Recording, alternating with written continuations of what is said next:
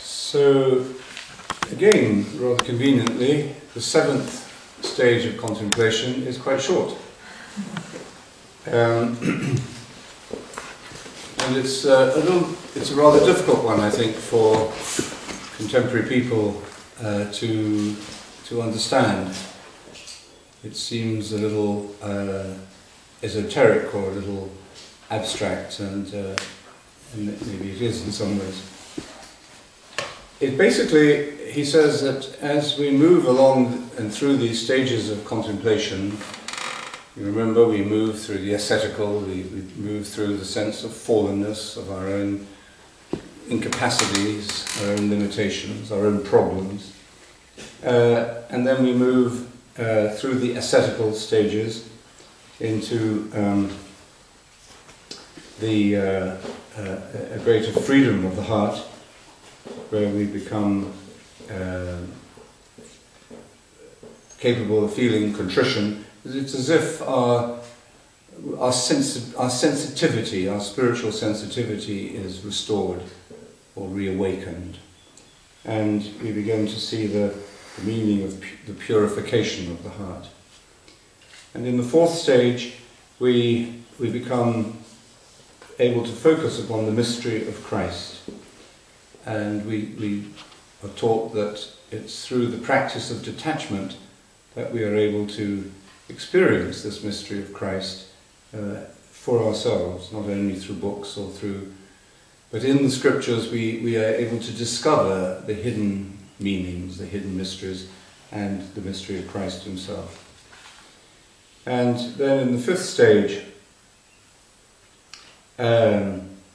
we are introduced to the idea of impermanence, that the changeable nature of all created things is something that makes us reflect upon the meaning of death, to become mindful of death, and to discover that by practicing the mindfulness of death in the right way, we overcome our weakness, our fear, our tendency to postpone or to avoid. In the sixth stage, after we have learnt the habit of detachment, we discover strength, the ability to look on beauty without passion, without attachment, to withdraw our positive and negative attachments from things, and to be moved, therefore, along into the contemplation of nature, as we discover our own capacity for divinization. And this is the real awakening of the sense of wonder, the wonder of the magnificence of the world, of creation, and the greatest wonder of all, the incarnation itself. So Christian faith, as it were, begins to flower within this experience of the beauty of creation. And self-knowledge and spiritual knowledge begin to develop together. Now, in this seventh stage, he says we begin to marvel not only at the beauties of the world and the diversity of creation, or at our own being, the depth and subtleties of our own existence, but we begin to marvel at the multiple states of being, the multitude of incorporeal powers which are beyond the material realm. So the angelic powers and thrones, the levels of reality, we would probably say, which we are not usually able to discern. They require too sensitive or a much more sensitive or a much more pure kind of vision to be able to be aware of them, although we may have a dim sense, a certain intuition that there are other layers and levels of being. But he says in the seventh stage we begin to experience an expanded sense of wonder at these multiple states of being, and we find peace beyond our thoughts. We find a peace that is beyond the operations of our mind and ordinary consciousness.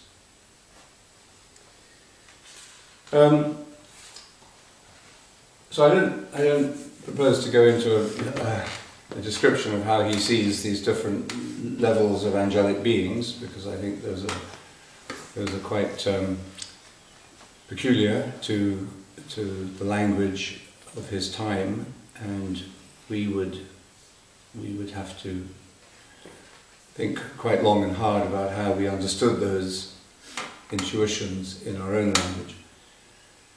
But I think what may be worth thinking about is how we relate, and this is perhaps what he's saying here, how we relate the interior levels of experience, which have many different levels too, to our behavior, to the way we live. What is the resonance between my way of life and how I'm living, and how I deal with problems and situations and relationships with the interior life? And I think meditation here clearly becomes of great importance. And as Leonardo begins his novitiate this evening, he's committing himself, or undertaking in this coming year, to reflect in the community on the three great precepts of Saint Benedict. Saint Benedict has quite a simple way of welcoming people into the community. He says, let them come, keep them in the guest house for a few days to make sure they're not out for the family silver, or test their spirits a little bit. And then you bring them into the community, you read the rule of Saint Benedict to them, which is this quite short document, the rule of Saint Benedict. It's a small little document, but it's I think 14,000 words, if I'm not mistaken. But it's probably had, as after the Bible, it was the most influential text on Western society. Because of course it inspired the monasteries, the Benedictine monasteries, the way of life. Benedictinism never really took root in Ireland, because the Irish are too extreme. And Benedict's great principle is moderation in all things except moderation.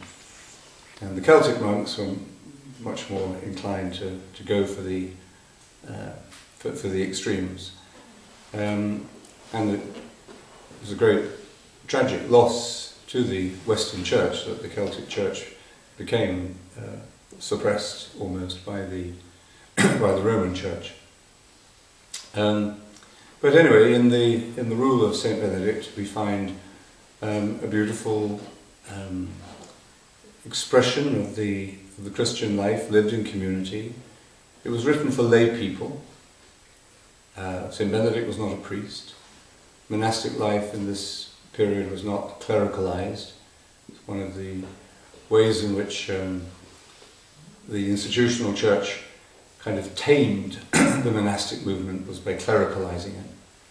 And monks do not necessarily, and perhaps even shouldn't be, priests. I mean, they can be, and there's a good reason for some of them to be priests as well, but it's really there are different kinds of vocation or calling.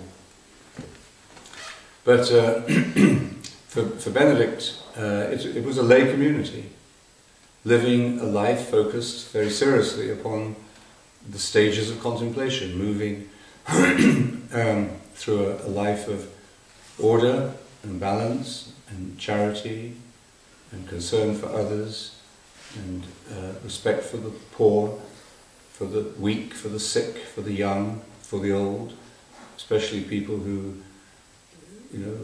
need special help, or the stranger who turns up in the middle of the night and wants a bed.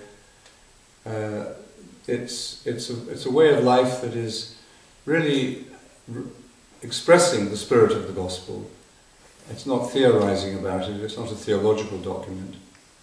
And of course, because it was written in the 6th century or so, it needs to be interpreted, and every Benedictine monastery or community, such as the Oblate community we have in London, interprets it according to its circumstances. If you're living in the spirit of the rule in the middle of London, it's different if you're living it on Bere Island or living it in the middle of the desert. But the essential elements of the rule are universal, and after the new candidate has been brought into the monastery, he's read the rule, and during the year that follows he listens to the rule 3 times, so he knows what the spirit of the life is, what the precepts or what the values, we might say, of the life are really about. And these are expressed in quite, graphic terms, really. You pick up the spirit of the life, the spirit of the rule of life, through the ways in which he speaks about the clothing of the monks, or the questions of discipline and authority, the care of the sick brothers, the elderly and the children, how you organize the readers for the week, keeping silence at certain times, what you're supposed to eat and when you're supposed to eat it. And with all of these rules, it's not like the highway code. So with the highway code, there are no exceptions. If it says keep to the speed limit of 100 kilometers an hour, that's the rule, and if you break it, you get punished if you get caught. But with the rule, nearly in all these cases, he imagines exceptions to the rule. So he says, in no circumstances should the monks speak after compline, so to keep the silence of the night. However, if there's something really serious, and the abbot thinks that says that there's something that needs to be done, or a guest arrives, then of course you use your common sense and you break the rule. But there's this constant flexibility and the building of exceptions around these particular rules. And it's not weakening the rule, it's actually strengthening it, because it's giving you the opportunity to practice discretion. For Benedict, the discretion is the mother of all virtues. And maybe some people have more discretion than others. But hopefully, in the life that you live in the spirit of the rule, you develop this quality of good judgment, of common sense, of infused with kindness and a particular concern for those in need. So the newcomer is brought into the monastery, given someone to look after him, and then he just lives the life. And he's monitored during the year, and then at the end of the year, he's in the rule. He says, "Okay, now do you want to stay or not? You're free to go, you're free to stay. You know what it's about." And it's really living the life that forms you and teaches you. It doesn't matter how many psychological assessments you have before, or all these things. In the end, you get to know somebody by living with them, and they get to know whether this is the right way of life. Well, it seems to me a bit strange that the Church doesn't have something similar, like a novitiate for marriage. Although it hasn't done that, the rest of society has provided for it today pretty well. So, anyway. So this is for the becoming a monk. An oblate follows the same principle, follows the same rule, but in different circumstances. You may be living in community, as Leonardo is this year, in London, or some of the people here who I'll ask to come round when we start the oblation ceremony are Paul and Judy, married couple living in Sydney, and Susan living in London, in England, and Kath living in Brisbane, and others. So, Henriette living in the community in London, so on. So there are many different ways of living this out. Wojciech recently married and living in London after having spent a couple of years in the Oblate community in London. Stefan. And Stefan. Stefan, how do you? Oh my God! All right. I'm sorry. We all know that. Yes. I think actually everyone is an Oblate. So there are many ways of living the rule, and it's not the only rule you could live by. But most people, I think, like to feel that they are living by some set of standards or values or guidelines. You may write these for yourself, or you might combine your own values and guidelines and standards with things you picked up elsewhere. And even in following the rule, you still have to use your discretion and adapt it. And I think for the meditator in particular, after you've been meditating for some time, you begin to see that meditation is not just a way, a method of prayer. It becomes or opens up into a way of life. And the kind of changes that meditation brings into your life are pervasive. I mean, they touch every aspect of your life, your relationships, your work, your relationship with yourself, your sense of the idea of God in your life, and what religion means, and what the church means. So, I think when you are aware of that change taking place, it's then in particular that it can be helpful to reflect upon a rule of life, or the guidelines, or the values, or the precepts by which you're living. Now, Benedict has three precepts that he says to the monk or to the oblate. These are your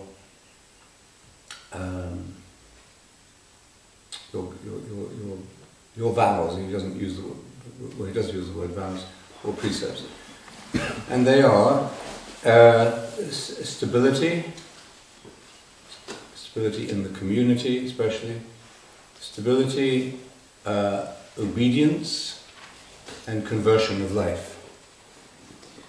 Once, some years ago, when the Dalai Lama was at our invitation speaking to a large group of Benedictine monks and nuns, we asked him to comment on the rule of Saint Benedict and speak about the monastic life from that point of view, and he said he didn't know that much about it, but so we had a little crash course on the rule of Saint Benedict, and he's got a very quick mind, and he picked it up immediately. And he said of these three precepts, the one that's most Buddhist is conversion. Because conversion represents a commitment to, or an openness to, continuous change. Being open to continuous change. That's what allows us to go through these stages of contemplation. Otherwise you get stuck. And it doesn't matter at what stage you get stuck, even a high stage, if you get stuck, you're stuck. And the picture that we've been looking at in Peter of Damascus is a dynamic experience of spiritual growth. It's not just climbing up and hanging onto a ledge and hanging on there, but it's a continuous process of letting go. So that's conversion. Stability is in one sense a physical stability to a community or as to a marriage. Doesn't mean you have to be locked up in the same house with your spouse for the rest of your life, but it means that that physical connection is real, is stable, and is something you are faithful to as far as you can. So that stability has a physical dimension, and there is also stability, conversion, and obedience. And obedience, obedience has a function within within any group, a family, the authority of the parents, within a business or within the church or within an organization of any kind. So there's that vertical obedience, but he also says there has to be a horizontal obedience. The brothers must be obedient to each other. So a happy family is a family where all the children are listening to each other and not walking over each other, and the parents are listening to each other and to the children, not just imposing their will violently. So there's obedience is a very subtle and beautiful vow, really. It's not just doing what you're told in a military-like way. It's about tuning in to other people, what is best for them and what is best for the situation. Listening, we might say, to the Word of God, sounding in the relationships and circumstances of the day by day. Now, those three precepts or vows, stability, conversion and obedience, have this exterior dimension.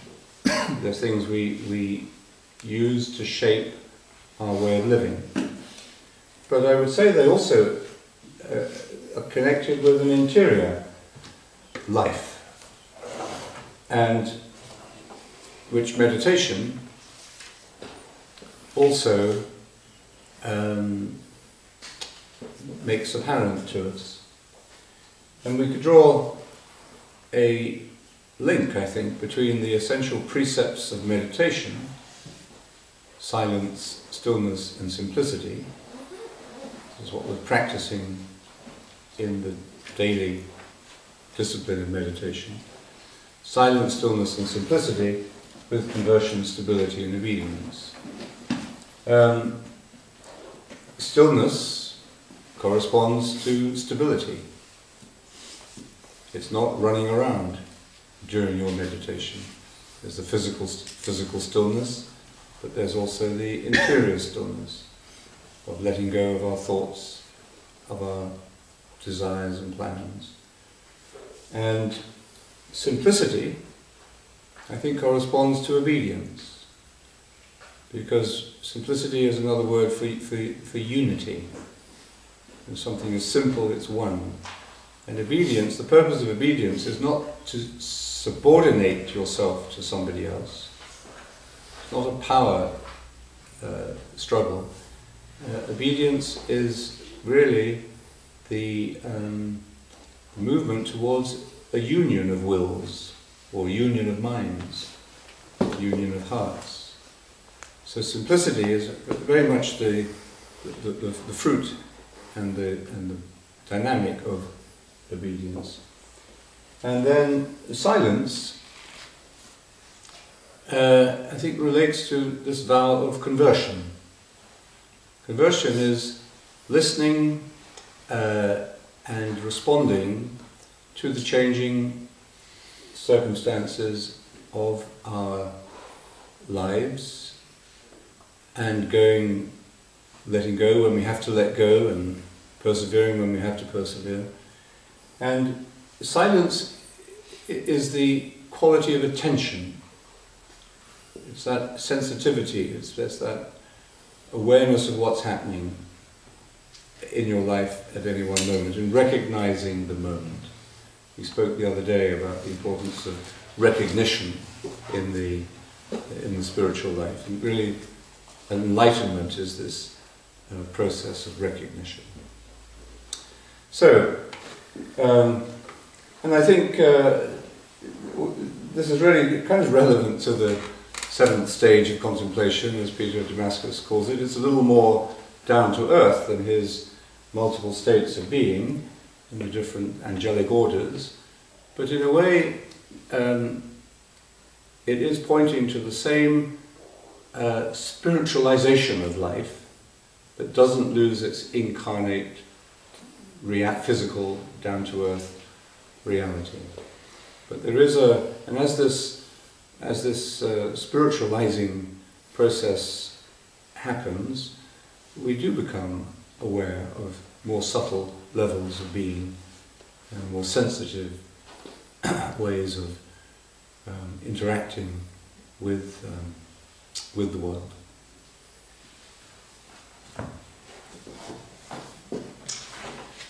So, would anyone like to raise any thoughts or share any haikus? Raise any questions? Anybody write any haikus today? We only had one so far. That's not so such a... No? No haikus. You did? Oh, there's some in the back. Oh, could you get them? Thanks. Oh, sorry, I didn't have a chance to look.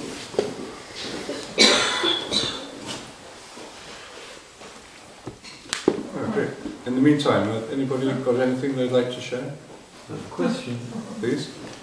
I'm a little bit nervous, but John Wayne, in one of his talks, he mentioned that if one views meditation simply as a means of relaxation, then the view is very limited. Yes. And that if you open it up from a religious point of view, that the view widens as well. Take somebody, I'll take myself as an example. If you ask me, am I a believer, I would ask you, believe in what? So from that point, it's like if somebody told me something and I'd say, no, I don't believe that. That could never have happened. But then I find out for myself that it actually did happen. So then I believe in it. But up to that point, my belief would be very, okay, maybe. And from a point of view of fate, I don't know where my fate is because it's never been tested. So so I would describe myself as somebody who travels in hope rather than a firm belief or a very strong faith.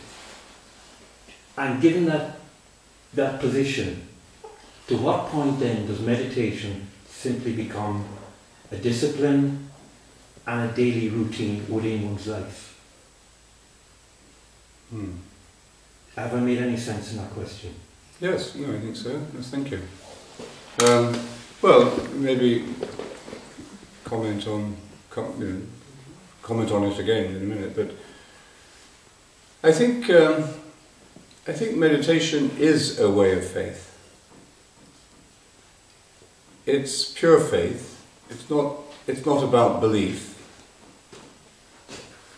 You lay aside your beliefs, religious beliefs, theological beliefs.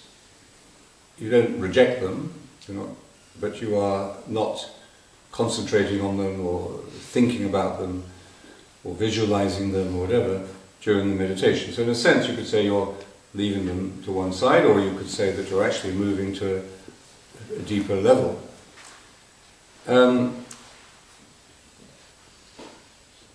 But the level you're moving to is a way of is an experience of faith. Faith is distinct from belief. That your belief system, most people have some kind of belief system and find that necessary and valuable. But I think the belief system by which we live is there really to support, in a way, the journey of faith. Although the more we strengthen our muscle of faith, the more faithful we become, the more the beliefs that we have will be illumined. We may drop some of those beliefs. Some images of God will certainly go out of the window, and people will feel sometimes for a while, or get frightened, that they are losing their faith because these images of God are disappearing under the experience of faith. It's not that they're losing their faith, they're actually increasing their faith, but it's just the beliefs are are being, revamped, remodeled, and the bad ones, the wrong ones are thrown out. The ones that don't make sense. So faith is our capacity for commitment. That's where meditation is a discipline. It's our capacity for transcendence, taking our attention off ourselves and off the ego. And in that sense, it's our capacity for love, because love happens in that movement of transcendence. And so the tradition says the work of contemplation is the work of love. So we are doing a work of love actually in our daily meditation. It's the pure thing, it's the concentrated. So, I think that has its effects, and you could certainly measure the benefits of meditation, relaxation and stress reduction, and improving your cholesterol and your anger control, and improving your teeth and restoring your hair, and all the things that meditation is proven to do. In some cases, but there are also the spiritual fruits of meditation, which are less easy to measure, but which we actually do experience and come to recognize, especially in our relationships, and our way of living and working and relating to others in the world. And those spiritual fruits, love, the first one, joy, finding joy interiorly rather than just looking for happiness outside in the satisfaction of our desires or ambitions. Peace, finding that we can live with contradictions without anxiety, and finding peace. Patience, realizing that we are becoming less angry, fly off the handle less, we're less intolerant, we're more compassionate, have more empathy. So we notice those things eventually, although other people may notice them before we do. So I don't know if that addresses what you're saying. I think where you start, where we think we start, may not be so important. The important thing is that we do the practice, we do the work, and then allow the fruits to appear.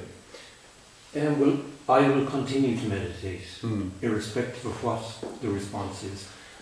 But I would describe you as a professional meditator, if you can take from that, just from that.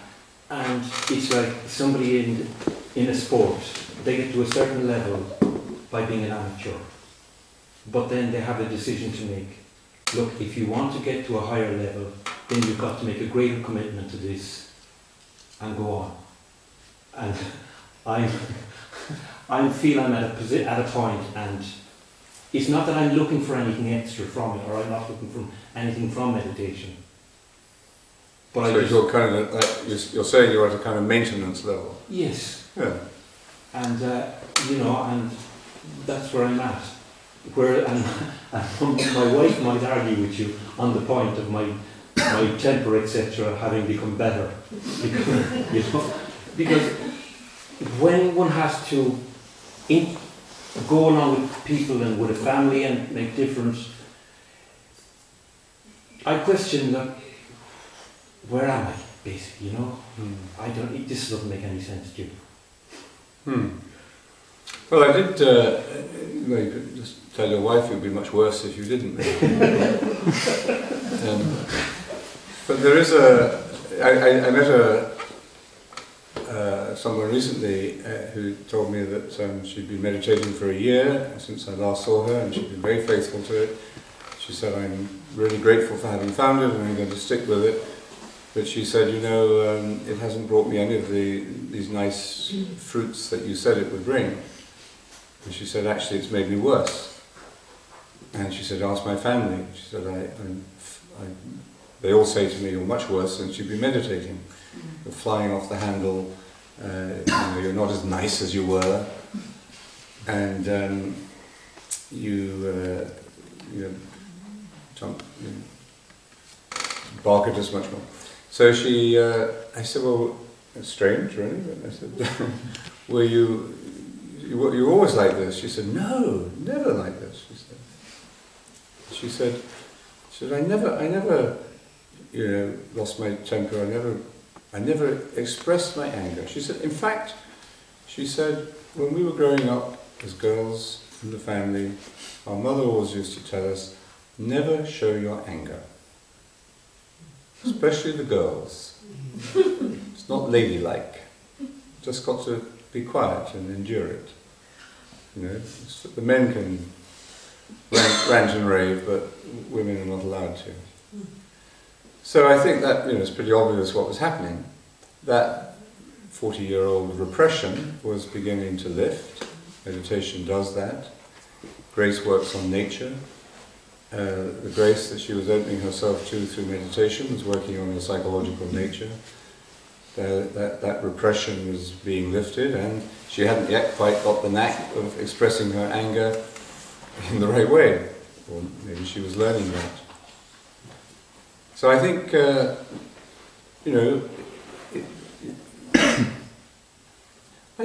don't think that, to be honest, I think if you're meditating sincerely and faithfully, I don't think you are in the maintenance mode, really. I think you may be in a period where the fruits are not falling off the tree yet. I don't look for that. That is where my faith comes in. I am just making myself present. Yes. And whatever happens, happens. I'm not looking for anything. Well, I think that's excellent. Yes, that's good. And it's much better in terms of the fruits or the benefits of meditation. It's really much better to just let them come or go naturally without making that a focus of your attention. The more you take the attention off yourself, and the better. So not having that as your primary motivation is a good thing. It probably shows that you've started. The important thing is that you've just started. You're not checking the growth every 5 minutes.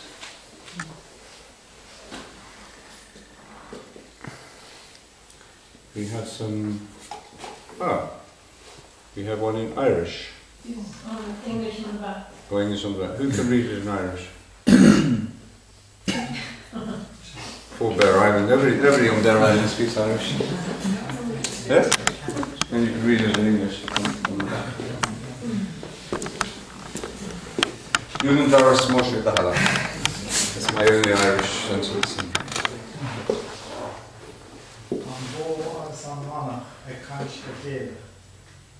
Minach aniran sa vertical. Gasúra gáire le madradog. Tramona J. Marsh, Shachtan na Cosca. And that translates to the cow and the monk talking together. The breed of the island and both of them. A young lad laughing with a little dog. Tuesday evening, Easter week. Alright.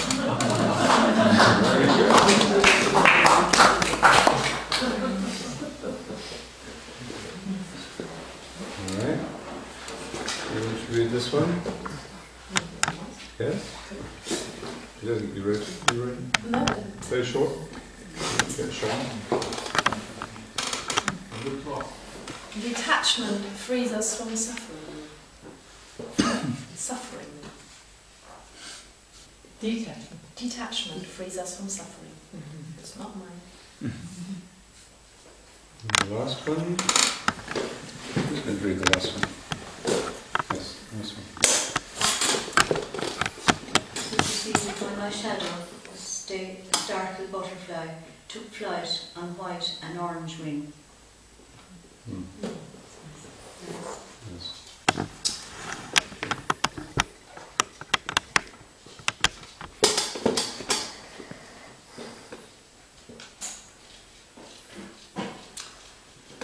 Good. Well, the koans give us our transition to meditation and our reception of Leonardo as a oblate novice. In the ceremony, we present him with the